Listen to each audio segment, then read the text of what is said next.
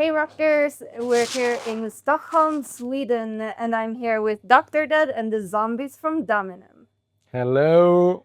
So you've been touring recently. How has it been? It's been crazy, actually. I mean, we've been on the tour so long. It's been so many shows, and yeah, I mean, we are on tour with Battle Beast, which is an amazing band, and we're also on tour with Majestica, which we've toured before, and it's like being with friends on tour. So it's like a really cool experience, and it's just fun. That's great. How come you're touring as a group?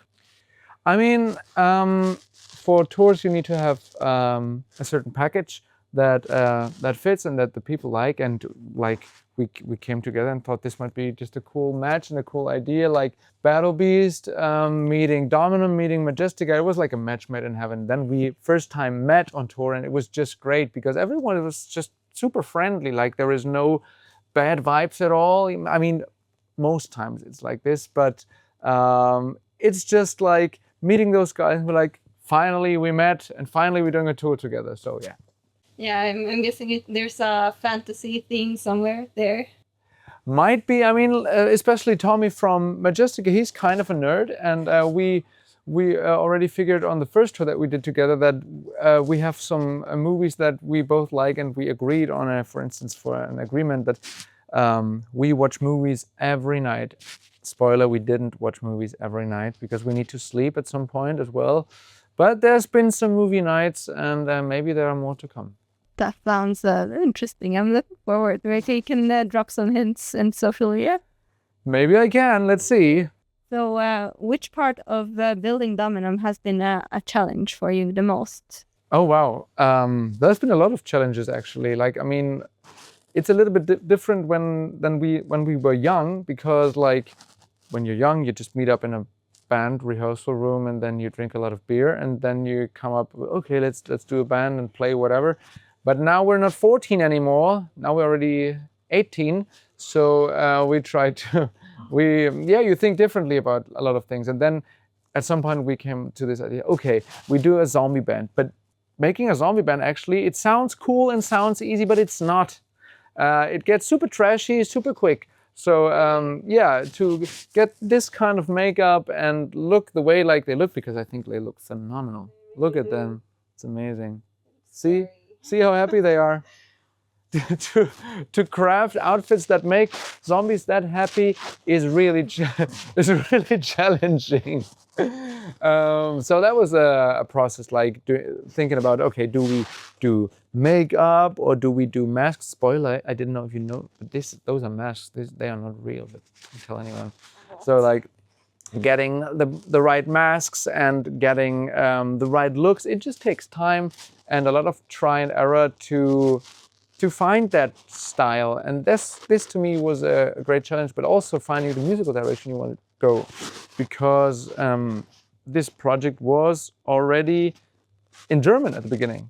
The first songs were in German, and then we were like, okay, but this is cool, but maybe trying something else could be fun. And also the style developed a little bit, and we didn't really know who we were in the beginning. And you need to play some shows to get into it. But at the time we founded the band, you couldn't play any shows. So we kind of had to all do it in our heads.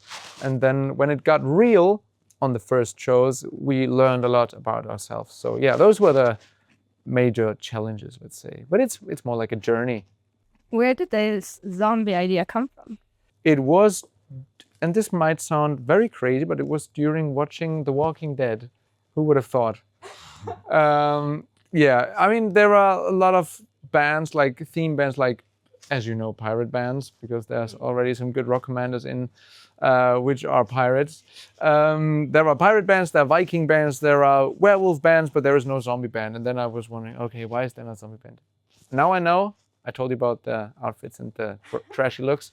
But yeah, at this point, I was super hyped and saying, all right, let's do a zombie band. Yeah, but it came during The Walking Dead. I mean, I just have to say about the outfits, you guys look very elegant, and you just recently came out to be great. So there's nothing too rotten about it. It's just, yeah, recently out of the game. Yeah. Just all of you watching right now, be happy that there is no smell TV, because otherwise you wouldn't watch this right now.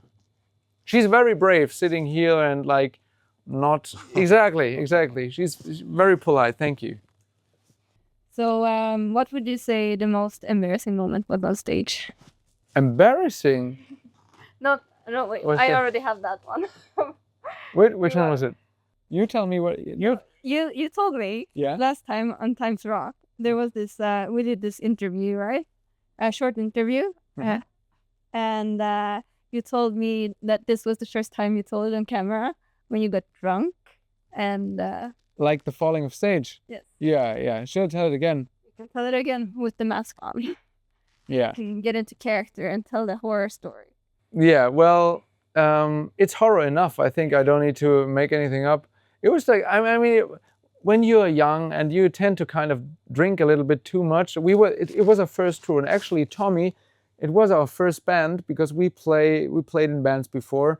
It was our first tour we ever did, and we thought, okay, I have to say, I thought, okay, we are on tour, we need to drink a lot right now, it's very stupid. And then I got this Jägermeister bottle and I kind of drank a lot. And then I got kind of dizzy, which is very surprising. And then we went on stage and I was playing guitar back then. And I started to mosh like with long hair and cool. And while moshing, I just went slowly like this and my head bumped into the monitors and the mic fell off stage and I was bleeding. It was a nightmare. And yeah, so that was the most embarrassing moment. Thankfully, I don't remember any of it. But yeah, since then, I don't drink anymore before going on the stage. As a young person, I can say you're not the only one doing stupid stuff while drinking. Well, good to know. Yeah. So what was the biggest lesson you learned on stage? Right, aside from that one. The biggest lesson. Like recently with Dominum. So today I talked about a friend on the phone, and the biggest lesson for me at least was that even though, because singers always are afraid of being sick or getting sick on tour, and on this tour everyone got sick, because when there's a flu or something on the bus, everyone's gonna get it. There is no escaping. There is no escape. And so also I got sick, and obviously you're not in a very good shape, but it always works somehow. That was a cool lesson. It's actually a kind of positive lesson because you can get super sick and then not sing and then you have to cancel a show. But this never happened, and this gives you a kind of good feeling about yourself and being more self-confident and not being too afraid of getting sick. There's always some kind of little tools that you can have to be able to play a show. That was a cool lesson on this tour, I think. Okay, jumping back to our previous theme, you guys have incredible personas. How do you keep your character and you as like creators separate? Like where do you draw the line? I mean, I think it's really clear. I think we are all, I don't know if you agree, but on stage, kind of different persons than in real life. It's just something happens when, I mean, I don't have a mask, so I just have two contact lenses. And maybe so my stage persona is a little bit closer to my real persona than with the guys, but I have the feeling that, for instance, Victor here, he is a different person on stage, or also Tommy in Patient Zero. That just something clicks there and I don't recognize them anymore. Even I'm afraid when I see them on stage. So I think, yeah, everyone develops something in our heads and something happens when you put on the makeup and get in mood and get in shape and everything. So yeah, that's a cool thing. So it helps you like hype yourself. Do you get like a separate mindset then? I think so. I mean, some of us are, I think, also shy personas in real life, I would say. But on stage, actually, no one is really shy. It's zombies.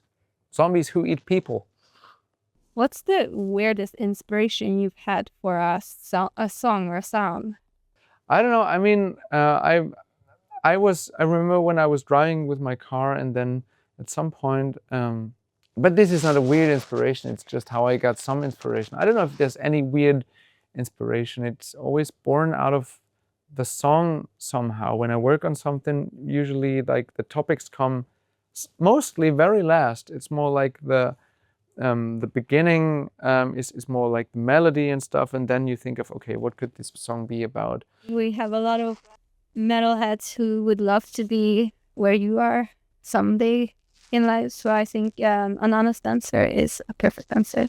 Yeah, I mean, obviously it helps to because everyone has sometimes like a creative flow where you don't feel like being creative or something, and then it helps to surround yourself with stuff that makes sense in your world. I mean, for instance, a band like, I don't know, Feuerschwanz. I know that Ben surrounds himself with swords. He has swords in his studio, and like, Really? yeah, like and pictures of dragons and Lord of the Rings and all that stuff. So obviously, when I'm a bit in a low, I surround myself with Last of Us or with some zombie movies or some vampire stuff, or you know, like just scout through Netflix and see, all right, I haven't seen that one, I'll check that out, and then mostly something comes up and I put stuff in my phone, and then on the next day I'll scout through it and I'm embarrassed about what I wrote down. But sometimes there's a little line that that can be something at someday. Is it difficult to connect them? Because you mentioned you do the melody first. Is it difficult to connect the melody and with the zombie style? Not really, because like not every melody has to be spooky or anything. I mean, we were a bit in this trap on the first record because I thought, okay, every song needs to be every melody needs to be like super spooky, but then you kind of quickly get to a point where also the spookiness in melodies gets a bit boring and you want to do something else. And if you listen to a song, I don't know, like Killed by Life, for instance, it's not that spooky. It's an uplifting song that you can combine them with a little bit of spiciness in the lyrics, but in the end, it's just about good songs and good melodies, and not every bit of every song has to be, this is a zombie song. It just can be also a good song. Like limiting your world is not always a good thing. Just focusing on, at least for us, focusing on writing a good song is the biggest goal. A later question: which of your Dominum songs would you recommend to show someone who says they don't like metal music? You don't like metal music? Yeah. Then I would say it's the Dead Don't Die, because everyone knows that Hush Little Baby song, maybe from the childhood or whatever, and it starts with this song, but then it gets kind of different after a short while. So I would recommend this to be a good like starting point to get into metal. Do you remember the moment where Dominum went from an idea with zombies to actually like, okay, we got this. This is what we want?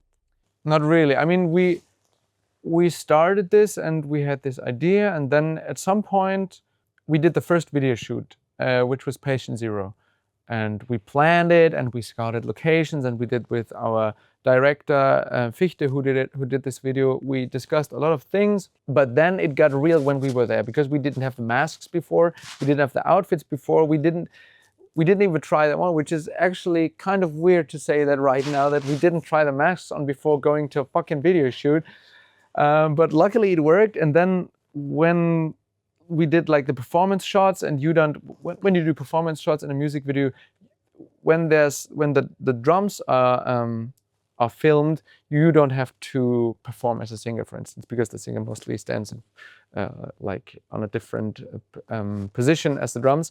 So I kind of watched this in this little screen that the director had, and when I watched this, it was like, oh, that looks pretty cool, actually. So maybe that was the first moment where I felt like, okay, this is getting real, and this is getting, this could be something. But till now, I don't even know how to say making it, because it's a steady progress.